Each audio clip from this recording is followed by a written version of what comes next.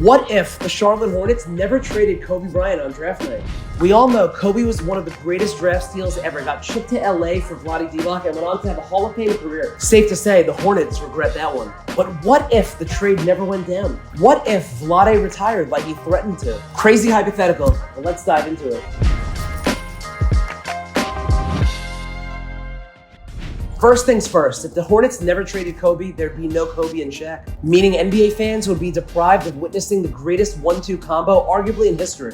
Shaq was acquired by the Lakers on June 18, 1996. Kobe was drafted and sent to LA exactly 8 days later. Now, Vlade did not want to leave LA, and I don't blame him. I mean, he established himself with Magic in the early 90s and went on to be a fan favorite.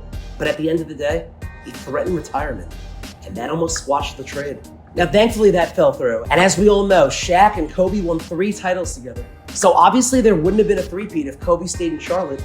And that means Shaq would have potentially retired with only 1 ring with the Heat. Would Pau Gasol ever win a ring if Kobe wasn't in LA? No Kobe on the Lakers means Reggie and the Pacers probably win that ring in the year 2000. Same with Allen Iverson in 01. Maybe the New Jersey Nets win it all in 02. And maybe, just maybe, Dwight Howard and the Magic win the title in 09. But you can count on this, the Lakers would not have 5 titles. There's no way. Meaning the Celtics would have a commanding lead on the most titles in NBA history. If Kobe was a Hornet, he would not have shot those 4 air balls against the Jazz in the 97 playoffs. Meaning he probably would have not declined the role as Jesus Shuttlesworth and He Got Game. Kobe famously turned down Spike Lee's offer to star in the iconic movie. It's one of the greatest basketball movies of all time, let alone sports movies, and Kobe would have been a movie star.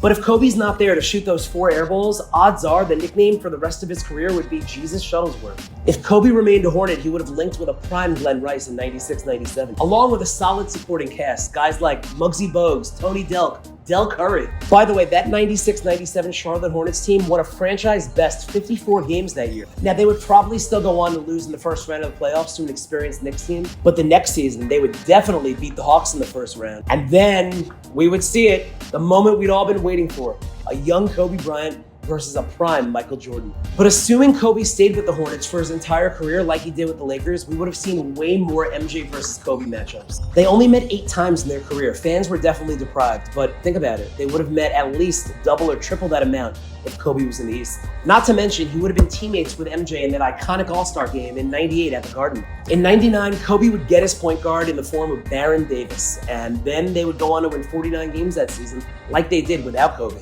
This is when Kobe starts to enter his prime and he becomes a killer out. In the 99 playoffs, we'd see the Hornets versus the Sixers in the opening round, Iverson versus Kobe.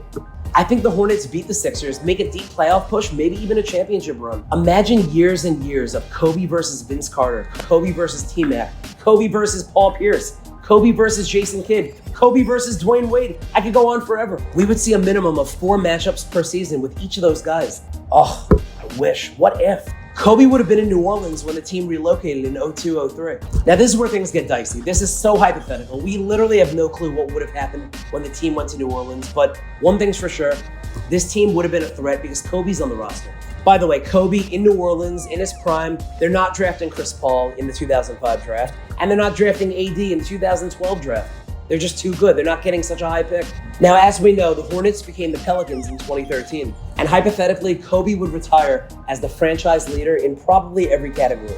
Now, would Kobe have won a title in Charlotte/New Orleans? Would he have won 1 ring, 2 rings, 5 rings, 0 rings? We'll never know. But thankfully, Kobe became a Laker, accomplished what he did, and gave us a lifetime of memories.